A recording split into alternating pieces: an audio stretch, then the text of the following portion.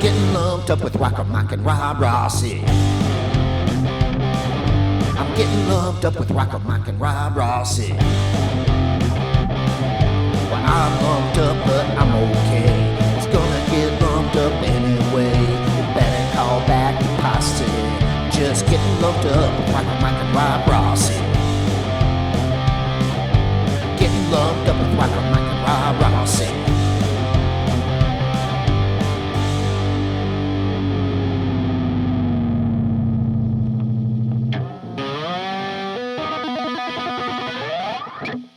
Hello, everybody. Welcome to the RockerMike and Rob Presents show. I'm RockerMike, and in the top right there, we got Rob Rossi. How you doing, Rob?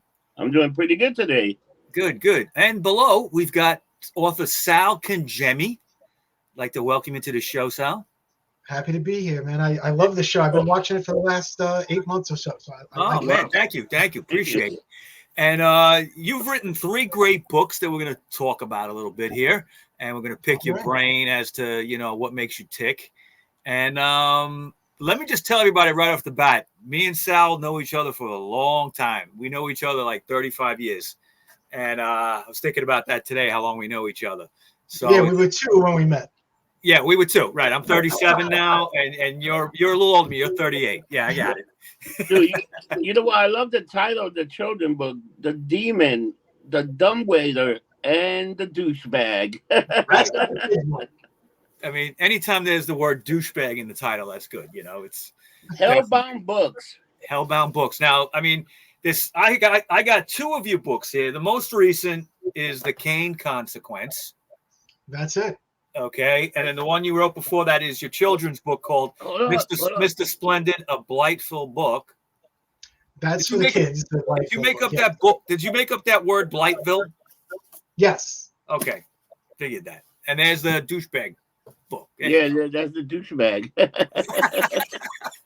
Yeah, that was about me. That was about what, Sal? I said that was about me. oh, nah, you're not a douchebag. So, okay, so Sal, let's talk about your newest book, the Kane Consequence. I'm going to read a little bit off the back of it here because I kind of like the blurb on this. Are you a puppeteer? Huh? Is he a puppeteer? I think he's doing his best, like, magic impression right there, the movie Magic. Okay. Yeah. Right, Sal? That right there, that was that's my ventriloquist dummy. His name is Mr. Holmes, and he's just whispering in my ear, giving me some ideas. It's the dummy from the Twilight Zone. That's what it is. Yes. All right, so I'm going to read the back of this, guys, because I like the way this is written up here. It says, "In the Great Secession," that's in quotes, "reality has gone unbelievably haywire. Stu's dog has changed, his favorite cookie brand vanishes, and TV shows become completely different overnight.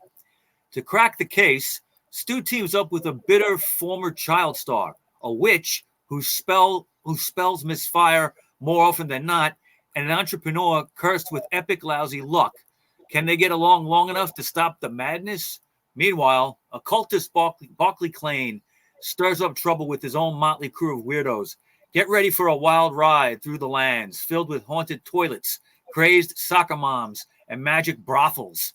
It's a showdown of bullets versus magic, where even winning might not fix the cracked reality. Join Stu and his gang in a quest in which wicked hilarity meets mayhem, and normalcy takes a backseat to the absurd. Who knew saving the world could be so crazy?" Sal, what the fuck is going on with this book? Crazy. It's funny because whenever I have like a book out and I do these interviews and stuff, it's like I have to talk about the book, but meanwhile, my head is in what I've written and finished and what I'm writing now, because this was finished.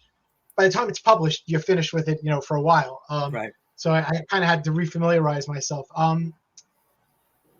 That kind of tells you everything. It's so you have Stu, and he's kind of like he's a conspiracy theorist. He's very young, and he lives with his mother.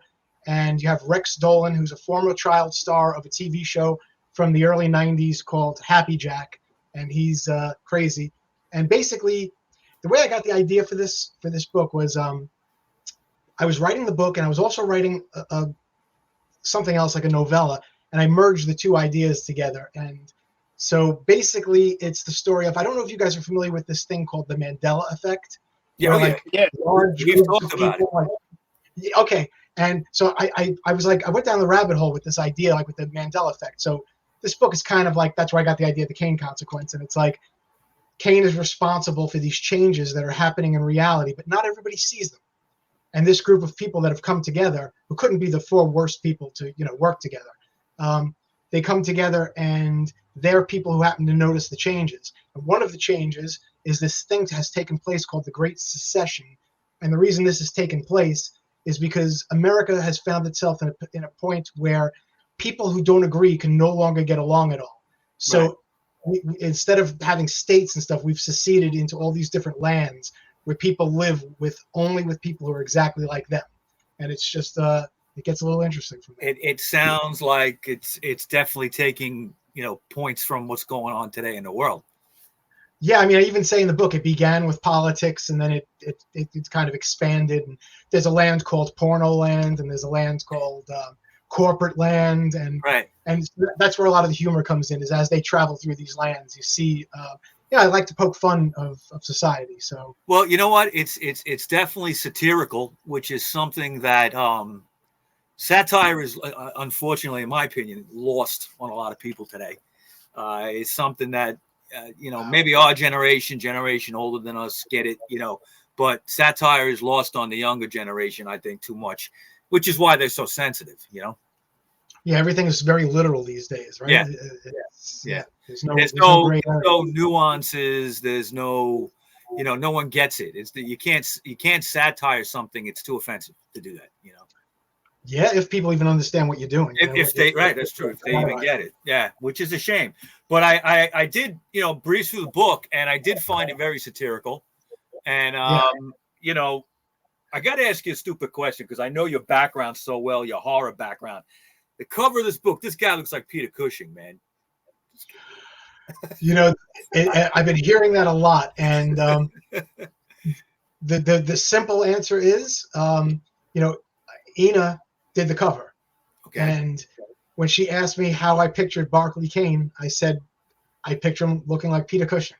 And you know what? I actually, in the stuff that I read of it, I actually thought so too. That I was kind of putting it together, and but I know your background. I've known you for a long time. I know you love horror, and I think you probably, you were thinking of Peter Cushing, so it just had to come out like that, right? Yeah, well, Cushing, he had that just that incredible presence in those Hammer movies. That he may have done stuff. the same thing over and over again, but nobody did it like him. Right. It's just. Yeah, definitely. So, what was the? When did you start writing this book? First of all, I know it just came out recently, but when did you start writing it? Yeah, you know what? I wrote that one. I would say I did another when my publisher came to me and said, you know what? Yeah, we want to do this. Mm-hmm. I had sat on it for so long, and I said, well, you know what? Let me just do one more draft. Let me do a rewrite of it, and that was just to clean some things up. But really, I mean, I wrote this one probably 2 years ago. Okay. Now we've had a few authors on over the last few years, and we always ask them, their style, what gets them, what motivates them, or what, how they write the book. And one thing I notice is they some people write books in like spurts and like 2 or 3 at the same time even. Okay. And then some people just concentrate on one and go all the way through. What do you got there? What was it? There you go. The Kane consequence. Yeah. This is another book. What book is this? That is that's a novella, and that's actually that's only available on a website called godless.com. Okay. As an ebook. And that's another satire. Got it. Okay. But just getting back to my question, do you write like all at once and you just bang it out and don't concentrate on anything else, or do you kind of like whatever comes to mind, you'll write different things at the same time? Once I'm in the zone, I go with it. It's I always say, I was having a conversation with somebody recently, and they said, when do you start working on the next thing? And it's like when I'm writing a novel, and about halfway through it, already some other ideas start to pop into my head. And there's usually like 3 of them. And I kind of like, I'll write some stuff down and put it to the side and keep working on what I'm working on. Right. And at some point, one of them just starts to kind of nudge me a little bit more, and I write and I go with that. But no, I usually stick with one thing and try to see it through. But I've learned, and this is very conventional writer wisdom that a lot of writers try to ignore, is when you write something and you finish your first or second draft, put it aside for like a long time and start working on something else. And nobody ever wants to put anything aside, because you're so wrapped up in it, your head's in it, you're dreaming of the characters every night. And that's what I do. So I'll finish something, finish and put it to the side and start working on something else. And then a few months later, I'll go back to it and you see it with a fresh set of eyes. So it's kind of, my answer is yes and no. I hate when people answer shit yes and no, but that's kind of, I do stay in the zone, but I am toying, starting to play around with something else while I'm working on something. Okay, that's interesting. Yeah. So yeah, all right. Now, what are your biggest influences when it comes to writing a book? Do you have any kind of, other than, I mean, obviously with satire, you're going to look at maybe world events or what's going on, or you pick a certain topic to write a satire about. But what are your other influences that go into your writing? It's funny because you get asked that a lot, and it's at this point, it's hard for me. Like, I don't know that I even have a lot of favorite writers anymore. I have favorite books. Yeah. But I mean, my biggest influence, the oldest influence, the one that always permeates everything is the Twilight Zone guys. The Twilight Zone, Rod Serling, Charles Beaumont, Richard Matheson. Yeah. I just obviously I'm old, but I'm not old enough that the Twilight Zone was new for me. But I remember being like a kid in New York. I don't know how old I was, like 12 or 13, when Channel 11 started playing the syndication of the Twilight Zones. And just like from that moment that I first saw it, still to this day, nothing ever gives me goosebumps like that did. Well, so that's my biggest influence. Yeah, I get that. I mean, I'm a huge fan of the Twilight Zone too, and I think it would be in the top 10 like best written shows ever in history.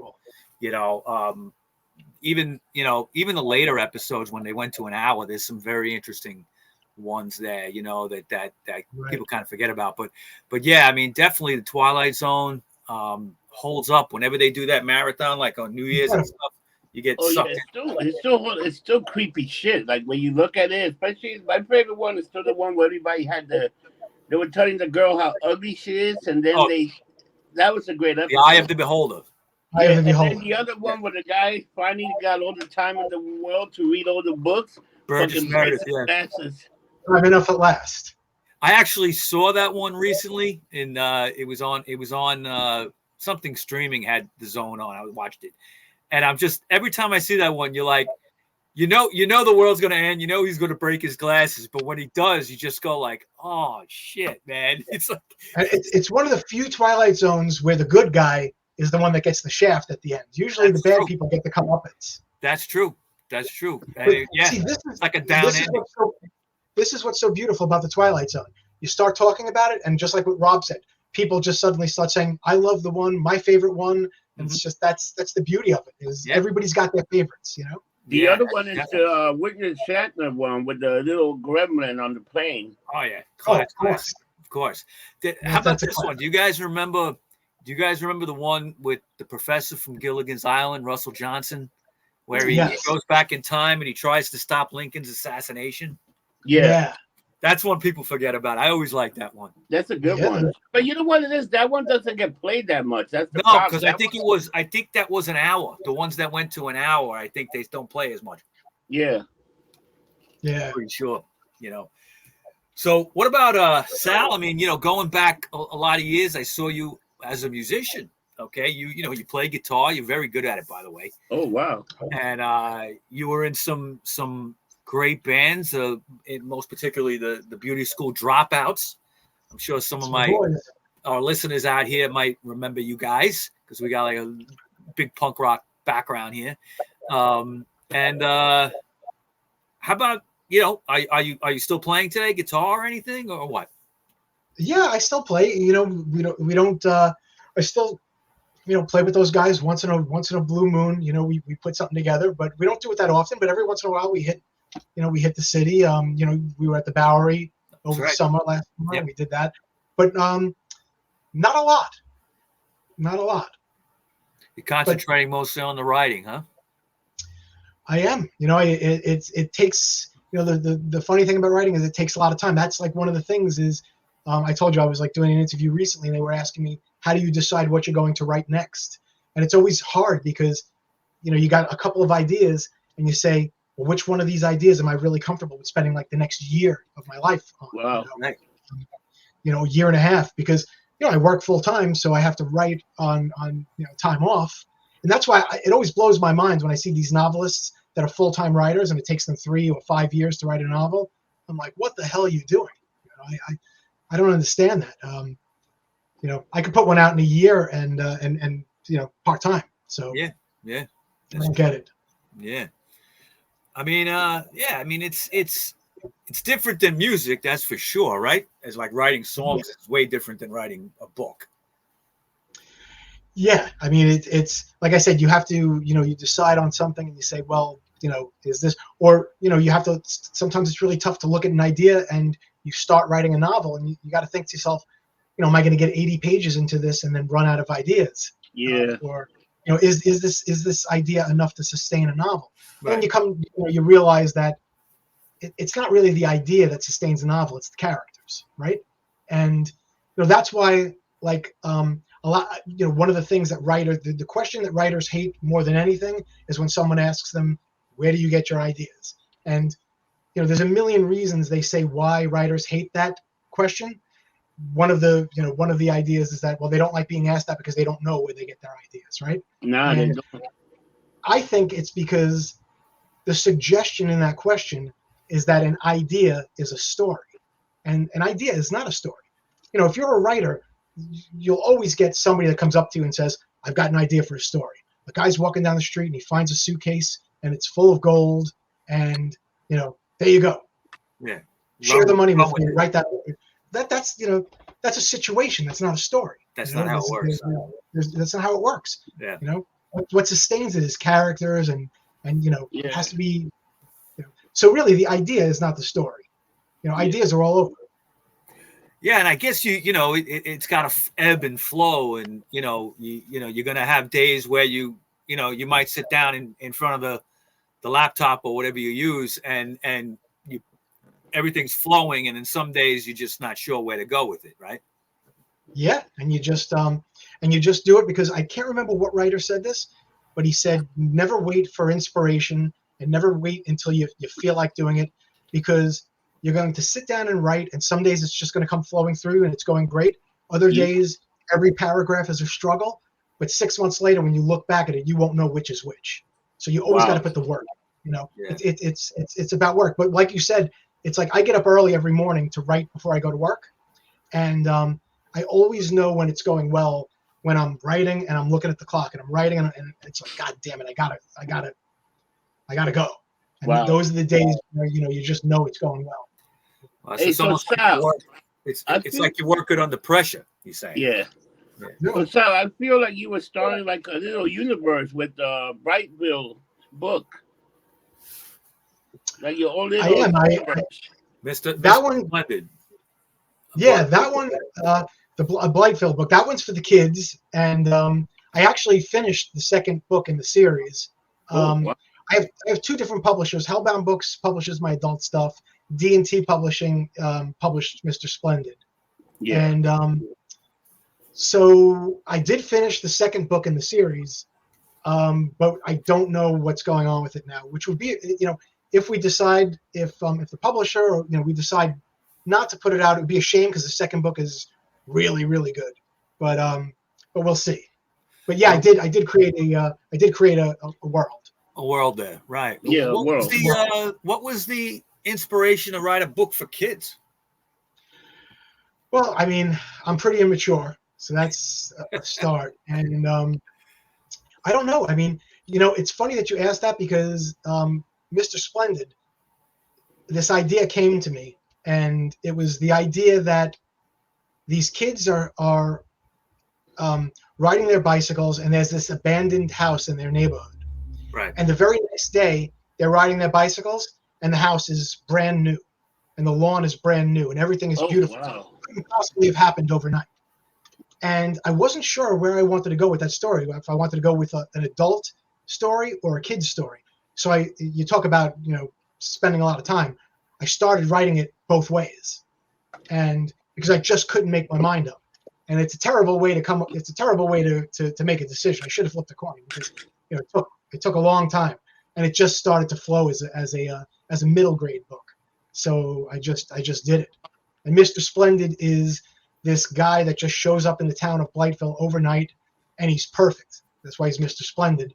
Right. And like most people that we know, where their lives are just perfect and everything is perfect and they love everybody and everybody loves them, there's something dark behind it. And that's what that story's about. Yeah. Now, a lot of the authors that we've had on, they all seem to say that it was like so difficult in the beginning to get their work published. The way it works today with books is not like you think it is. Okay. Right. It isn't just you're automatically going to have a book out. I always think of like my ex-wife Trisha. Okay, when she was writing her Crimson Kiss series. Yes. Okay. Originally, they wanted it to be all ebooks. Okay, and come out in that format. And I remember telling her to hold out, don't do that. Because to me it seemed like not the way to go. But you do have an ebook, right? You do have. Oh, well, my books are available paperback and ebook. Ebook altogether. Yeah, you can do both now. They're pretty much. You can do both now. Ebook. Yeah, that's true. That's true. But my what I'm getting at is like, how did you get to the point where they were going to actually make a hardcover copy for you, an actual physical book? Because I know that's hard. Well, the whole thing is a grind, right? Yeah. And Mike knows, because we knew each other back in the day. I got interested in writing probably when I was like 22, later in life. I mean, a lot of writers say they want to be writers when they were 9 or whatever. I got interested in it when I was like, 22, 23. And I wrote for maybe 7 or 8 years. And I wrote one novel in that time, couldn't get it published. And by the time I was 30, I gave up. I had started, I was working in Manhattan, and my hours were not 9 to 5. It was a lot longer than that. Yeah. And I just did not have the desire. So I gave up writing for 18 years. Okay. And I came back to writing about 6 years ago. And I just decided I wanted to write again without any idea of getting published. And so I did that. And, these days people like self-publish and stuff. I don't want to do that and I'm not putting down anybody that self-publishes. But to me, it's kind of like there's no gatekeeper. There's nobody that's saying, yes, this is good enough to put out there. You could just throw it, you could just throw anything you want up on the internet. So I didn't want to do that. I figured, what, I don't even care if I get published. So, let me just see. And when I wrote The Demon, the Dumbwaiter, and the Douchebag, I was like, this came out pretty good. Let me just throw this out there and see. And Hellbound Books published it. And so, I make it sound a lot easier than it really was. It's an absolute grind, especially when, you write a novel or 2 novels or 3 novels or 4 novels and they don't get published. It's a tough thing. There's a lot of competition. Yeah. Yeah. It's in that aspect, it's like the music industry too, because you've got the way it works now is so many people just want to throw up their music on the internet and see what happens. Right. There's really very little of the industry that used to be there to help promote you and things like that. If you're lucky, like a Taylor Swift or somebody like that, you got the whole world backing you up. But if you're just starting out, nobody knows who you are. It's very, very hard. And if you don't sell right away, even if you get a record contract, if you don't sell right away, they drop you. So it's incredible. It's funny you say that, because I was just thinking the other day about like bands that like really didn't find themselves for like 2 or 3 albums, and you would never see that today. You could never do it. Bands back in the day, like, could you imagine like, the Stooges, like they sold about 5,000 copies of their first album. Like that would never, you couldn't do that today. You'd be kicked out of town. Some bands didn't really find themselves for an album or two or three. Yeah. Even as new as, well, it's not new, but like even like Green Day, right? Yeah. Their big album was what, their third album? I think it was their third album, Dookie. Yeah. Yeah. Wasn't Nirvana the same thing? Wasn't Nevermind their third album? Nirvana had stuff out on Sub Pop that didn't go anywhere, and then it's incredible. You would not. What record company would stand by somebody putting out two, 3 albums? They don't have the patience or the desire to give anybody that chance. No. But it's I think there's some similarities between the industries in that aspect. But tell us about Hellbound Books, because first of all, when I saw it was Hellbound, right away I went to Hellbound Heart, Clive Barker, and I knew Sal's got to be on that for a reason. Hellbound Books. Yes. It's funny because James, the owner of Hellbound Books, I always say he might be like the first guy to ever really get me. It's like I wrote The Demon, the Dumbwaiter, and the Douchebag, and I'm thinking, this is politically incorrect. This is, I'm poking fun of everybody, and it's silly as hell. I mean, it falls under the horror, stuff, but I don't know what you would call it because it's so silly, and he got it, and so for me it was a match made in heaven, working with them, and they're incredible. I mean, they're promoting the hell out of the Kane Consequence, and the most important thing is, in the world of publishing, and I get people asking me all the time because I can't think of a worse guy in the world for writers to ask advice from than me. But once you have published a few books, people ask you for advice, and I get people all the time saying, I can get my book published, but I have to pay, and I tell them all the time, it's a scam. Yeah. Anything you have to pay is a scam. Right. Period. And I think the most important thing when you're dealing with these people is to have trust, and I trust those guys. They're Hellbound Books is one of the good guys.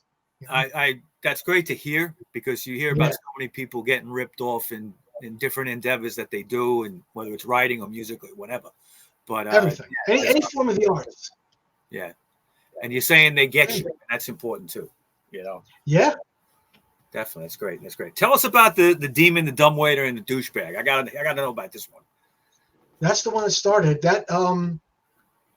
So whatever I write, and again, this is why my writing process is brutal, and I would never recommend it to anybody, because I get an idea comes to me. I don't like to say I came up with an idea, because that's not how it works. They come to me.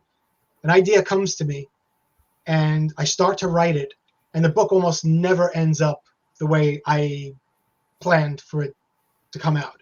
So The Demon, the Dumbwaiter, and the Douchebag, my original idea for that was this apartment complex, and there is a vestigial dumbwaiter. There was a dumbwaiter in there at one time, but they've plastered over it. Right. Because nobody uses a dumbwaiter anymore. And a demon lives in it, and someone breaks a hole in the wall and frees the demon. Wow. And I had this idea that the apartment complex would be a metaphor for like Dante's Inferno, and each floor would be one of the levels of the Inferno, and that just went out the window. But I kept the demon, and I kept the apartment complex, because when I was like in my early 20s, my buddy Pete and I moved into an apartment complex, and everything in this place was just surreal, and everybody was weird, and that always stuck in my head. So I just got this idea of this demon being freed in an apartment complex. And what ends up happening is they can't leave the apartment complex, and they all start to turn on each other because the demon is putting these ideas in their head, and it just gets batshit crazy. They all get kind of possessed, in a sense. He's got them all. He's got them all going against each other, but they're not doing normal evil things. They're doing all kinds of wacky stuff. There's a haunted glory hole. There's just. I can't even begin to explain. It just gets really crazy. Everybody just got to read the book. The Demon. You got to read it. It's a short read. It's a short read? It's a short read. All right. That's good. That's good. So what do you got coming up next? What do you think is going to be your next work? So like I was telling you guys, so I do have the second Blightville book completely finished. Right. But I don't know, I don't know what we're doing with that yet. So that's kind of, one of the things about being a writer and being published and stuff is, I'm kind of like type A personality. I like to go, and publishing industry is very slow. Yeah. So second book is written, but I don't know what's going on with that. I have an adult novel that's completely written that doesn't have my normal humor. This one is a straight up kind of a thriller, horror, a little bit psychological, but I hate to use that term because then you think it's too cerebral and deep. But it's just kind of a book where this group of people come back together in their old town because one of their friends just committed suicide, and they have to face something that happened to them in their past. And throughout the whole book, you're I hope that the reader is never really sure if they all have different false memories or if something supernatural happened to them when they were kids. Ooh. And it's a straight up horror novel. It's called The Strange Case of Dandridge Crow. It's completely written, but I don't know what's going on with that one yet. Okay. And Sounds good. I have another middle grade book completely finished. That's not a Blytheville book, called Time Goblins, about these two girls who move into a new house and they go down this well and they meet these goblins who can alter time. And I'm working on my newest novel now, and that's the one that's in my head that's not going to leave me alone until I finish it. Wow, you're a busy boy. You are a busy boy. Wow. Definitely busy writing those books, man. I don't think it's easy to write a book, man. I think I will do 2 pages, I'll be done. It's probably not the healthiest. It's probably not the healthiest habit to have, but what keeps me sitting in the chair and keeps me writing and stuff is a good cigar. I enjoyed cigars for many years, but unfortunately I had to give them up last year. So I was advised to. So, what are you going to do? I dread the day if that ever comes, but right now I'm smart. I mean, I probably need to cut down a little bit. Yeah. Well, it's a relaxing thing, It's very relaxing. Sit there and, I'll tell you, I went out when I smoked my last cigar was last April in New Orleans in a cigar bar. And it was a strange day. I'll just tell you quick. I met a guy with the same last name as me, okay, right, in the bar, and another guy who had the same birthday as me, and that guy gave me a Cuban cigar, a real Cuban cigar, and that was like my last one. So that was a bizarre way to quit smoking, right? It's a good way. Yeah, definitely. And that was it. Yeah, that was it. No more. So, but so Sal, I want to thank you for coming on. All right, Thanks. That was fantastic, and you're welcome to come on anytime you want to talk about anything really, or your new book, or you want to come on and promote something. You're always welcome here. And plug your website, because you got a pretty nice looking website. I'm gonna ask that. Where can we find you, Sal? Oh, website is easy. salcangemi.com. Okay. You on any social media, anything like that? Yeah, I'm on Facebook. I'm on TikTok, even though I don't know what the hell I'm doing. And does anybody? TikTok's ridiculous. I don't know what the hell I'm doing, but I'm there and I'm making stupid videos. So. All right. So where can we find you, Mr. Rossi? Where's your handles on? You can find me on Facebook, Instagram, X, and the Getting Lumped Up YouTube channel, and pretty much the website. My email is all over the place, and if you look up Getting Lumped Up, my big head will pop in right away. Where can we find you, Mike? Yeah, if you're looking to break my balls, you can get me anywhere. I'm on social media, Facebook under RockerMike. There's an old story there. They won't let me be RockerMike, so I'm RockerMike. And of course, I'm on Instagram and X, formerly known as Twitter, under RockerMike212. I'm on some of the lesser known ones like Cloud Hub, MeWe, Getter, Truth Social, all under RockerMike. You can always find me. If you just Google me, you'll find me. Yeah. Okay. Regular rock star right there. Yeah, that's It just shows if you last long enough, people know who you are. Yeah. It's funny. I recognize that voice. Yeah, right? Recognize that voice. All right, Sal. Thank you so much. And Sal Cangemi, make sure everybody check it out on Amazon.com. His books, the most recent, The Kane Consequence, okay, on Amazon. And the other books will be there right along with it. Sal Cangemi. All right. Thank you very much, Sal. What do we say at the end of every episode, Rob? We don't get drunk. We get lumped up. We'll see you next time. Take care, people.